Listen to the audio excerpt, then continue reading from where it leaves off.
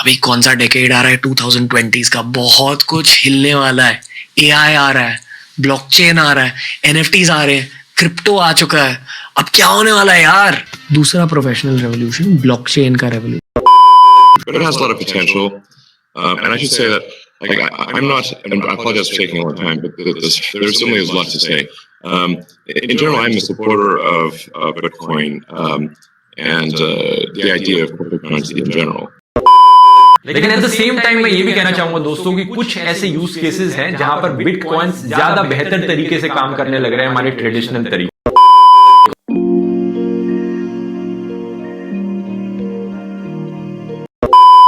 हर तरफ जिस टेक्नोलॉजी की डिमांड है, जिसको ब्लॉकचेन कहते हैं, आज के इस वीडियो में मैं कंप्लीट आपको बेसिक इसके बारे में प्रोवाइड कराने वाला हूं। हर तरफ सिर्फ क्रिप्टो क्रिप्टो शेयर मार्केट और बहुत कुछ है, तो ये सब कुछ में ब्लॉकचेन इन्वॉल्व्ड है। कैसे इन्वॉल्व्ड है, क्या इसका फंक्शन है, कितने प्रकार के होते हैं ब्लॉकचेन, और ये कैसे आपके ट्रांजैक्शंस को काफी ज्यादा सिक्योर बनाता है, जानेंगे आज की इस वीडियो में।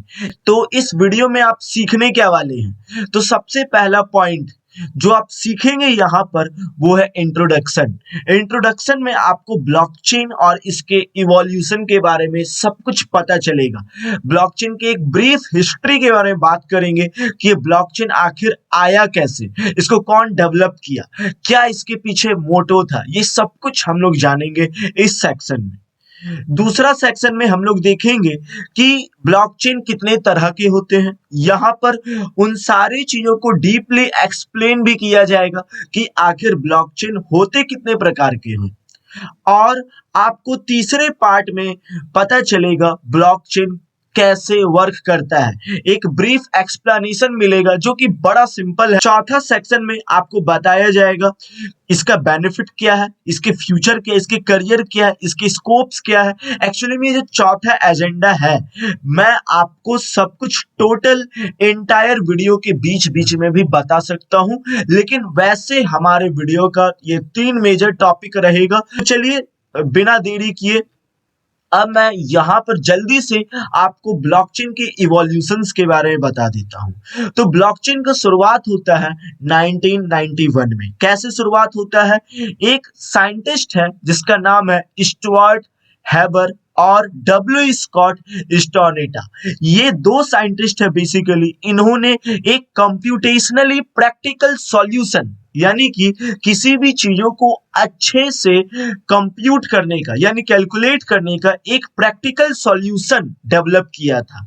एक्चुअली में एक ऐसा है, डिजिटल डॉक्यूमेंट को बेसिकली किस तरीका से उसको कंप्यूट किया जाए, मतलब यदि कोई ट्रांजैक्शंस कर रहे हैं, लेन देन कर रहे हैं, उसको डिजिटली किस प्रकार से कंप्यूट किया जाए, कैसे कैलकुलेट किया जाए, इस चीज को उन्होंने क्रिप्टोग्राफिकली डेवलप किया ताकि किसी भी तरीका का टेम्परेशन या फिर बैक डेटेड वो जो हमारा ट्रांजैक्शन है वो ना हो पाए, ना ही हमारे ट्रांजैक्शन के बीच में कोई लूप होल क्रिएट हो सके, ना ही ट्रांजैक्शन के बीच में कोई चीट कर सके, एकदम ट्रांसपेरेंसी के साथ ट्रांजैक्शंस हो। इन सारी चीजों को मद्देनजर रखते हुए 1991 में ये दो साइंटिस्ट जो है वो एक क्रिप्टोग्राफिकली इस चीज का सॉल्यूशन खोजे, उन्होंने इस चीज को इंट्रोड्यूस किया। और इसके तुरंत एक साल बाद 1992 में एक साइंटिस्ट और है जिसका नाम था मैर्कल ट्रीज। ये एक इनकॉर्पोरेटेड इन्होंने डिजाइन बनाया और जो बेसिकली ब्लॉकचेन का शुरुआत था। ये एक ऐसा एफिशिएंट वे था जिसके द्वारा हम लोग सीधे ब्लॉक्स में ट्रांजैक्शंस को एकदम ट्रांसपेरेंट के साथ उसको ब्लॉक्स में हम लोग जमा कर सकते हैं, उसको ब्लॉक्स में लेजर कर सकते हैं, यानी उसका पूरा डेटा एकदम ट्रांसपेरेंट होगा, एकदम सिक्योर होगा, और एक बार में एट अ ग्लेंस आप उसके ट्रांजैक्शंस को समझ सकते हैं। और मैर्कल ट्रीज ने इसको ब्लॉकचेन का रूप दिया। आप ट्रांजैक्शंस को ब्लॉक बाय ब्लॉक देख सकते हैं, जो काफी ज्यादा आपका ट्रांजैक्शंस को ट्रांसपेरेंट बनाता है, आपका ट्रांजैक्शंस को सिक्योर बनाता है, कोई भी चीट नहीं कर सकता है। और इस तरीके से ब्लॉकचेन 1992 में इवोल्यूट हुआ। और 2004 में करीब करीब आप देख सकते हैं यहाँ पर 12 साल के बाद एक कंप्यूटर साइंटिस्ट और क्रिप्टोग्राफिक एक्टिविस्ट, उनका नाम था हैल फिने, इन्होंने एक सिस्टम इंट्रोड्यूस किया जिसको कहा गया रीयूजेबल प्रूफ ऑफ वर्क यानी आर पाओ। ये एक ऐसा सिस्टम था जिसके तहत हम लोग डिजिटल कैश का प्रोटोटाइप बना सकते हैं, यानी आपने जो भी कैश यूज किया है ट्रांजैक्शन के दौरान उसका बेसिकली ब्लूप्रिंट इन्होंने तैयार किया और उसका नाम दिया, उस सिस्टम का नाम दिया रीयूजेबल प्रूफ ऑफ वर्क। ये पूरे के पूरे ब्लॉकचेन सिस्टम में रिवॉल्यूशन ला करके रख दिया और पूरे ब्लॉकचेन के कंप्यूटेशन सिस्टम को रिवॉल्यूशनाइज कर दिया, पूरा का पूरा तहलका मचा दिया और इस तरीका से ब्लॉकचेन लगातार इवॉल्यूट होता रहा। इसके 4 साल बाद 2008 में एक्चुअली में क्या होता है, एक बहुत बड़े मतलब कह सकते हैं फाइनेंस के रिसर्चर थे जिसका नाम था सतोशी नाकामोटो। इन्होंने मतलब एक कॉन्सेप्ट दिया और थ्योरी दिया ब्लॉकचेन के डिस्ट्रीब्यूशंस के बारे में, यानी ब्लॉकचेन किस तरीका से इक्वली डिस्ट्रीब्यूट हो सके, किस तरीका से उसका फंक्शन हो सके, इस चीज का पूरा ड्राफ्ट सतोशी नाकामोटो ने बनाया और ब्लॉकचेन को एक मतलब मॉडर्न रूप दिया, एक मॉडर्न फॉर्म दिया ताकि ब्लॉकचेन घर घर यूज हो सके, पर्सन टू पर्सन यूज हो सके, एक आम पर्सन भी ब्लॉकचेन के बारे में समझ सके, जान सके। उन्होंने उसको ऐसा रूप दिया। 2016 में ठीक 8 साल बाद ये जो वर्ड ब्लॉक है और जो चेन है ये सेपरेटली सतोशी नाकामोटो ने ओरिजिनली यूज किया था, लेकिन इवेंचुअली ये सबसे ज्यादा पॉपुलराइज्ड हुआ था सिंगल वर्ड के तौर में 2016 में और इस तरीका से ब्लॉकचेन वर्ड काफी ज्यादा पॉपुलर हुआ। अब सवाल तो यही उठता है, what actually it is, blockchain आखिर है क्या? तो मैं आपको बताऊं, ब्लॉकचेन एक शेयरेबल इम्यूटेबल लेजर सबसे पहले इस वर्ड को ध्यान समझिएगा। आप कह सकते लेजर मतलब ब्यौरा, ट्रांजैक्शंस का ब्यौरा। एक इम्यूटेबल लेजर होता है, ट्रांजैक्शंस का ब्यौरा होता है जो आपको फैसिलिटी प्रोवाइड करता है किसी भी ट्रांजैक्शन को एकदम सिक्योरली रिकॉर्ड करने का, जिसमें बिल्कुल भी चीटिंग का कोई भी संदेह नहीं है, कोई भी डाउट नहीं है। और तो और आप बस अपने ट्रांजैक्शंस को रिकॉर्ड ही नहीं कर सकते हैं बल्कि आप अपने बिजनेस नेटवर्क में जितने भी एसेट्स हैं, अब एसेट्स आप जानते हैं क्या होता है, एसेट्स बेसिकली आप जिससे पैसे कमाते हैं, इन सारी चीजों को ट्रैक कर सकते हैं। और एसेट आपका कोई भी आपके अनुसार जो कुछ भी आपका हाउस हो सकता है, कार हो सकता है, कैश हो सकता है, लैंड हो सकता है, या फिर ये इंटेंजिबल भी हो सकता है, जैसे इंटेलेक्चुअल प्रॉपर्टीज हो गया, पेटेंट्स हो गया, कॉपीराइट्स हो गया, ब्रांडिंग हो गया। आप इन सारे चीजों को ब्लॉकचेन का यूज करके ट्रैक कर सकते हैं। वर्चुअली किसी भी चीजों का वैल्यू आप ब्लॉकचेन नेटवर्क के तहत ट्रैक कर सकते हैं, रिस्क को रिड्यूस कर सकते हैं और जितने भी कॉस्ट इन सारी चीजों को मेंटेन में रहता है, आप एकदम कम कॉस्ट में इन सारी चीजों को मेंटेन कर सकते हैं। देखिए ब्लॉकचेन था और 2021 में ये 4.9 बिलियन यूएस डॉलर का हुआ और आने वाले 5 साल में इसमें 68.4% एनुअल ग्रोथ रेट के साथ ये 67.4 बिलियन यूएस डॉलर का टोटल मार्केट कैप होने वाला है ब्लॉकचेन का, यानी इसमें एक्सपोनेंशियल ग्रोथ है सिर्फ 5 सालों में। तो आप समझ सकते हैं इसमें कितने जॉब्स क्रिएट होंगे, इसमें कितने बिजनेस फलेंगे फूलेंगे। टाइप्स ऑफ ब्लॉकचेन कितने तरीका के होते हैं, यहाँ पर आइडियली हम लोग देखें तो ब्लॉकचेन 4 तरीका के होते हैं। सबसे पहला आता है पब्लिक ब्लॉकचेन्स क्या होता है, ध्यान समझिए। ये एक परमिशनलेस नेचर होता है इसका, इसमें कोई भी ज्वाइन कर सकता है, नाम से ही पता चल रहा है पब्लिक होता है और कंप्लीटली डिसेंट्रलाइज्ड होता है। यदि आप नहीं जान रहे डिसेंट्रलाइज्ड क्या होता है तो बिल्कुल चिंता मत कीजिए, मैं आपको बताऊंगा। पब्लिक ब्लॉकचेन जो रहता है ये सारे के सारे नोड्स को, अभी आप नोड्स भी नहीं समझ पा रहे होंगे, ये सब कुछ मैंने आगे कवर किया, आप चिंता मत कीजिए। बस आप नोड्स मतलब समझ सकते हैं कंप्यूटर या यूजर, आप बस ऐसे लेकर चलिए। ये सारे नोड्स जो कि ब्लॉकचेन में होते हैं सबको इक्वल राइट देगा ब्लॉकचेन का। और तो और जितने भी डेटाज रहेंगे आपके, वो सारे यूजर्स के, वो सारे नोड्स के ब्लॉक्स बनेंगे, और सारे के सारे ब्लॉक्स के, सारे के सारे नोड्स के जो डेटाज रहेंगे वो वैलिडेट होंगे। तो ये सारी चीजें जो होती हैं ये पब्लिक ब्लॉकचेन्स कहलाती हैं। दूसरा हमारा जो होता है वो होता है प्राइवेट ब्लॉकचेन्स। प्राइवेट ब्लॉकचेन्स आप समझ सकते हैं, ये सिर्फ एक मैनेज्ड ब्लॉकचेन्स ही होता है। ये परमिशन होता है किसी खास एक सिंगल ऑर्गेनाइजेशंस के जरिए। प्राइवेट ब्लॉकचेन में बेसिकली सेंट्रल अथॉरिटी जो रहता है वो सिर्फ एक स्पेसिफिक नोड ही कर सकता है। सेंट्रल अथॉरिटी जो रहता है वो नेसेसरीली जिसको जिसको नोड अपना अधिकार देना चाहता है वो सारे लोगों को दे सकता है। ये प्राइवेट ब्लॉकचेन्स होता है। तीसरा होता है हमारा कंसोर्टियम ब्लॉकचेन्स। कंसोर्टियम ब्लॉकचेन्स क्या होता है? परमिशन ब्लॉकचेन्स होता है। ये ग्रुप ऑफ ऑर्गेनाइजेशंस मिलके करते हैं। ये कोई एक एंटाइटी मिलकर के इस काम को नहीं करते हैं, बल्कि बहुत सारे इंस्टीट्यूशंस के, ऑर्गेनाइजेशंस के ये ग्रुप मिलकर के इसको संभालते हैं। ऐसे ब्लॉकचेन्स को हम लोग कंसोर्टियम ब्लॉकचेन्स कहते हैं। यहाँ पर डिसेंट्रलाइजेशन जो रहता है, यानी कि पावर बेसिकली आप कह सकते हैं वो प्राइवेट ब्लॉकचेन से ज्यादा रहता है, और जो सिक्योरिटी रहता है इसमें थोड़ा ज्यादा बढ़ जाता है क्योंकि बहुत सारे लोगों के बीच में बटा होता है। फोर्थ आता है हमारा हाइब्रिड ब्लॉकचेन्स। हाइब्रिड ब्लॉकचेन्स क्या होता है? हाइब्रिड ब्लॉकचेन जो रहता है ये ऐसा ब्लॉकचेन होता है जो एक सिंगल ऑर्गेनाइजेशन जो होता है वो बेसिकली इसको कंट्रोल करेगा, लेकिन जो परफॉर्मेंस रहेगा वो ओवरसाइट होगा पूरा पब्लिक ब्लॉकचेन्स के जैसा, जो कि आप परफॉर्म कर सकते हैं बहुत सारे वैलिडेशंस के लिए। एग्जांपल से आप समझेंगे क्योंकि आपको ये पब्लिक ब्लॉकचेन्स लगा हो। एग्जांपल मैं आपको बताता हूँ एक हाइब्रिड ब्लॉकचेन का, वो है IBM फूड ट्रस्ट।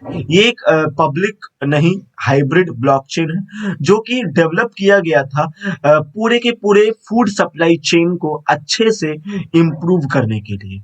ये जो IBM फूड ट्रस्ट है ये बेसिकली ये पब्लिक उस ऑर्गेनाइजेशन के लिए है, हर जगह नहीं है। तो आप समझ सकते हो दोनों के बीच में कितने अंतर है। तो ये 4 तरीका के ब्लॉकचेन्स होते हैं।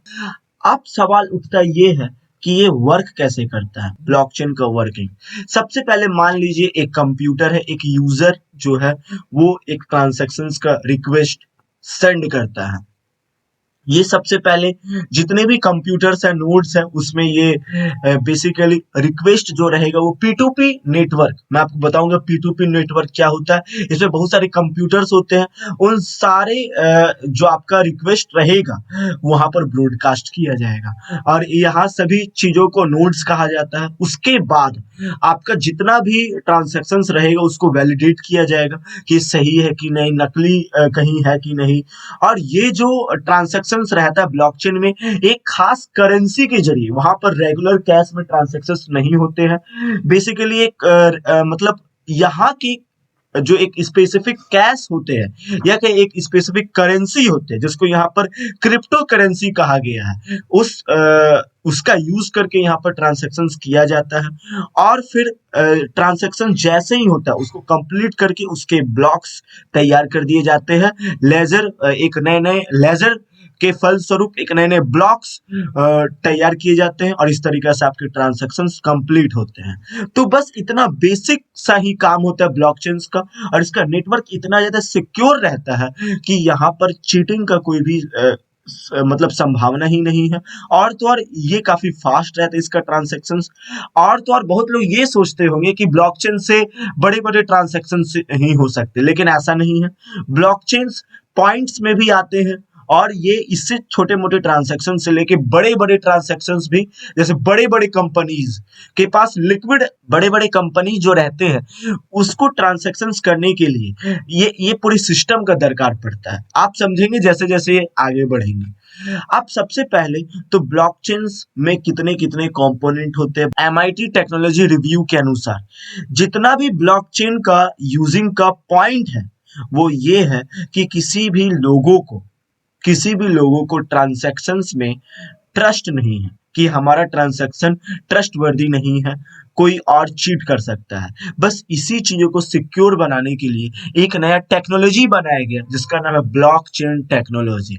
और इस ब्लॉकचेन टेक्नोलॉजी का यूज करके आज बहुत सारे ट्रांजैक्शंस काफी फास्ट, काफी सिक्योर हो रहे हैं। तो ब्लॉकचेन में 3 सबसे इंपॉर्टेंट पार्ट होते हैं। सबसे पहला पार्ट होता है हमारा ब्लॉक्स। ये जो ब्लॉक्स रहते हैं, हर एक चेन में मल्टीपल ब्लॉक्स ऐड होते हैं। जैसे मैंने आपको बताया ब्लॉक्स क्या होता है, ट्रांजैक्शन कंप्लीट हो जाने के बाद ब्लॉक्स ऐड होते रहते हैं। हमारा जो भी डेटा रहता है वो ब्लॉक्स में होता है।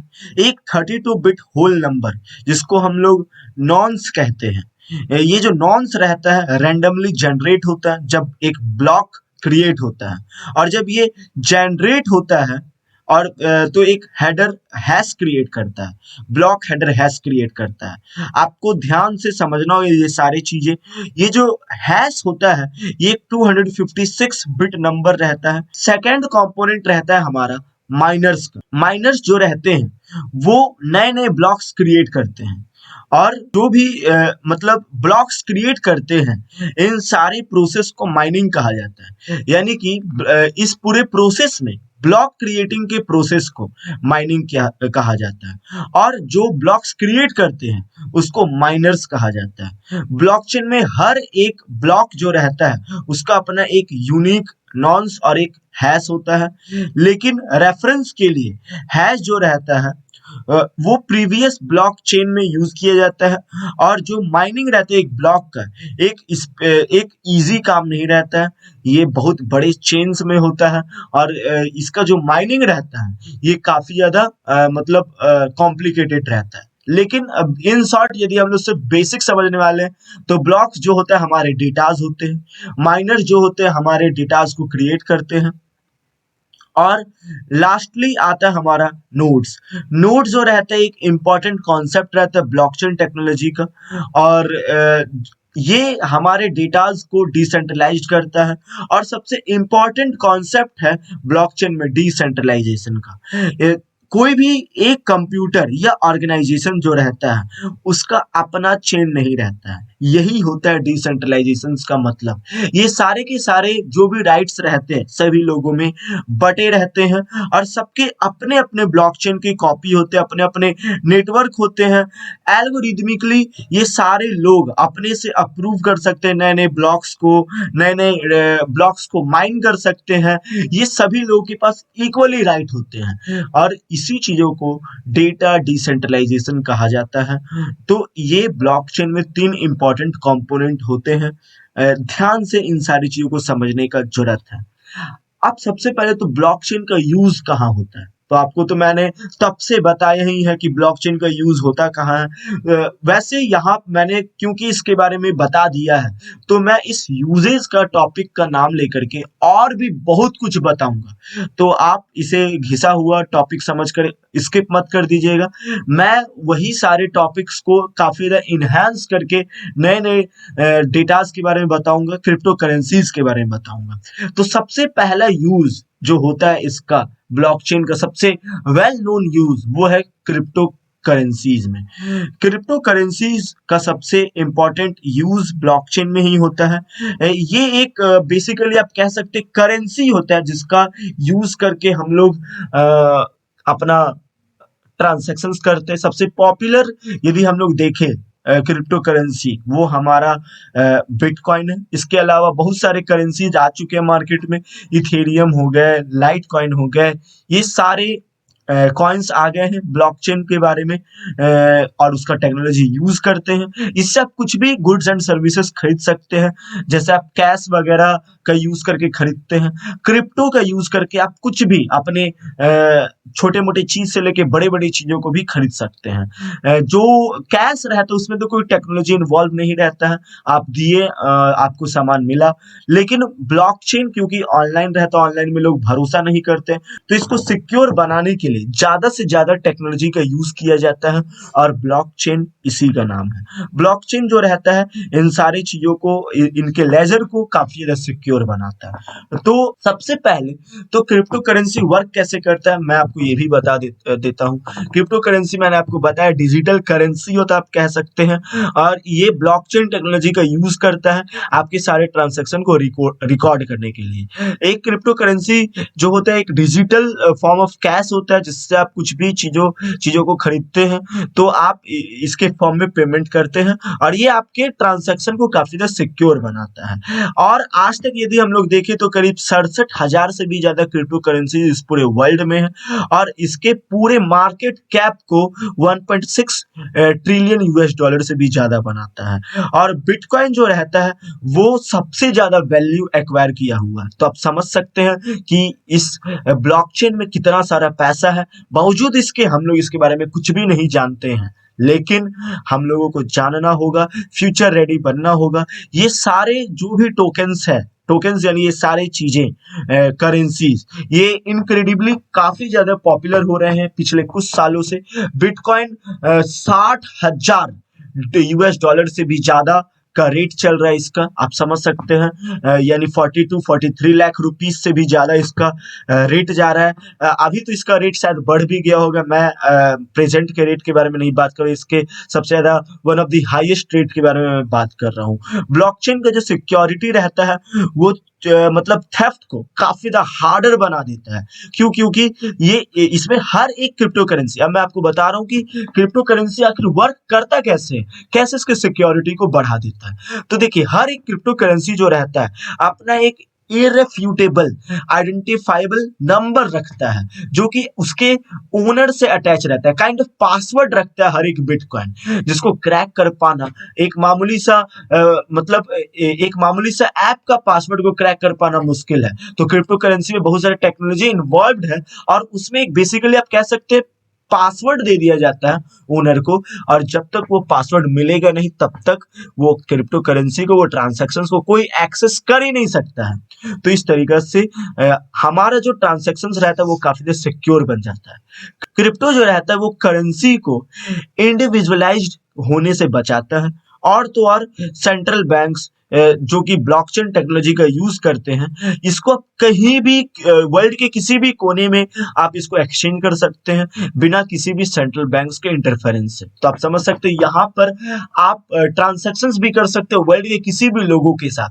यदि आप सोचिए ब्लॉकचेन नहीं होता और फिर आपको ट्रांजैक्शंस करना होता तो कितना लफड़ा होता, लेकिन आज ब्लॉकचेन की मदद से हैवी ट्रांजैक्शंस किए जा सकते हैं at the lowest cost. Crypto जो रहता है वो कुछ पीपल को रिच बना देता है, जो भी दिमाग लगाते हैं इनको स्पेक्युलेटर्स कहा जाता है। ये क्या करते हैं क्रिप्टो के रेट को बढ़ाते हैं, स्पेशली बिटकॉइन की यदि बात करें, ये क्या करते हैं बहुत सारे लोगों को बिटकॉइन का यूज करके लोग काफी रिच बने हैं। एक समय था बिटकॉइन जो था उसका रेट बहुत कम था, लेकिन आज बिटकॉइन का रेट 50 लाख रुपीस अप्रॉक्स हो चुका है। वन बिटकॉइन का रेट 50 लाख रुपीस हो चुका है। एक समय ये भी रहा होगा कि एक बिटकॉइन का रेट 10,000 रुपीस भी रहा होगा, एक बिटकॉइन का रेट 1,000 रुपीस भी रहा होगा। तो सोचिए उस समय जो एक बिटकॉइन खरीदा होगा या 10-20 हजार बिटकॉइन खरीदा होगा, उसका आज के समय में बिटकॉइन का रेट कितना ज्यादा होगा। तो बिटकॉइन लोगों को रिच भी बनाता है और आने वाले समय में जाहिर बात है कि बिटकॉइन का रेट आसमान छुएगा। वैसे अब आप समझ सकते हैं कि बिटकॉइन कैसे खरीदा जाए। तो मार्केट में बहुत सारे ऐप्स आ चुके हैं, आप बिटकॉइन का यूज करके खरीद सकते हैं। CoinDCX, यहाँ कोई भी एप्लीकेशन स्पॉन्सर्ड नहीं है। CoinDCX और भी बहुत सारे एप्लीकेशंस हैं, आप उन सारे एप्लीकेशंस का यूज करके क्रिप्टो करेंसीज खरीद सकते हैं। अब आप कहेंगे क्या भाई बिटकॉइन का रेट बहुत ज्यादा है, एक बिटकॉइन का रेट तुम 50 लाख रुपीस बता रहे हो और फिर मैं बिटकॉइन खरीदूं, मेरे पास 50 लाख रुपीस कहां से आएंगे? तो मैं आपको बता दूं बिटकॉइन को पॉइंट्स में भी खरीदा जा सकता है।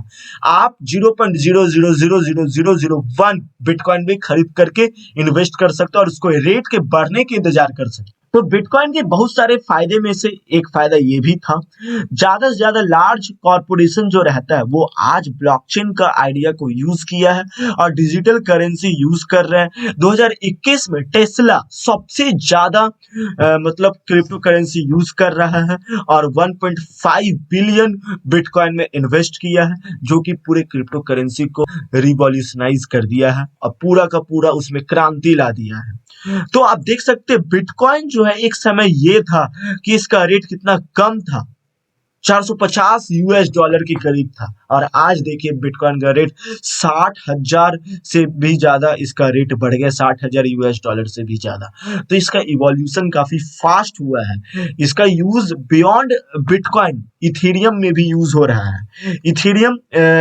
जो है वो एक डिजिटल करेंसी ही है। ओरिजिनली ये एक अल्ट्रा ट्रांसपेरेंट लेजर सिस्टम रहता है जो बिटकॉइन को ऑपरेट करता है। ब्लॉकचेन जो रहता है वो क्रिप्टो करेंसी से एसोसिएटेड है, लेकिन टेक्नोलॉजी का ट्रांसपेरेंसी और सिक्योरिटी जो रहता है वो बहुत सारे एरियाज में लगातार डेवलप्ड हो रहा है और इसी तरीके से एक नया क्रिप्टो करेंसी आया, इसका नाम है इथेरियम। 2013 में रशियन कैनेडियन डेवलपर विटालिक ब्यूटेरियन ने एक व्हाइट पेपर पब्लिश किया था और एक प्लेटफॉर्म को बेसिकली प्रपोज किया था और ट्रेडिशनल ब्लॉकचेन फंक्शनैलिटी को एक की डिफरेंस के साथ पूरा का पूरा बदल दिया था, वो था the execution of computer code. और इस तरीका से बस इसी चेंज के कारण एक नया प्रोजेक्ट बॉर्न हुआ जिसका नाम है इथेरियम प्रोजेक्ट और आज इथेरियम काफी ज्यादा फेमस हो रहा है। बहुत सारे लोग आ रहे हैं इथेरियम में इन्वेस्ट करने के लिए। मैंने ब्लॉकचेन के बेनिफिट्स के बारे में बताया, मैंने बताया ब्लॉकचेन का कितना ज्यादा डिमांडिंग करियर है, मैंने आपको ब्लॉकचेन के बारे में पूरा का पूरा बेसिक से एडवांस तक आपको स्विच करके बताया कि आखिर ब्लॉकचेन होता क्या है, इसका कितना ज्यादा डिमांडिंग करियर है। यदि आप बिल्कुल नहीं जानते थे ब्लॉकचेन के बारे में और आपने इस वीडियो को लास्ट तक देखा है तो यकीन मानिए आप एक ना एक दिन जरूर अपने फील्ड में सक्सेसफुल बनेंगे, क्योंकि बहुत कम लोग हैं आज के जमाने में भी कि इतना पेशेंस रख करके वीडियोस को लास्ट तक देखें और ऐसा नॉलेजेबल वीडियोस को देखें। आजकल इंटरनेट पर बहुत सारे रफ चीजें वायरल हो रही है लेकिन नॉलेजेबल चीजें वायरल होती ही नहीं है। तो आप नॉलेज पाइए, जबकि वही सबसे ज्यादा इंपॉर्टेंट है। साल शुरू हो रहे हैं, नए नए साल शुरू हो रहे हैं, आप अपना समय दीजिए चीजों को सीखने के लिए, चीजें कैसी वर्क करती है और नए टेक्नोलॉजी को जरूर पहचानिए।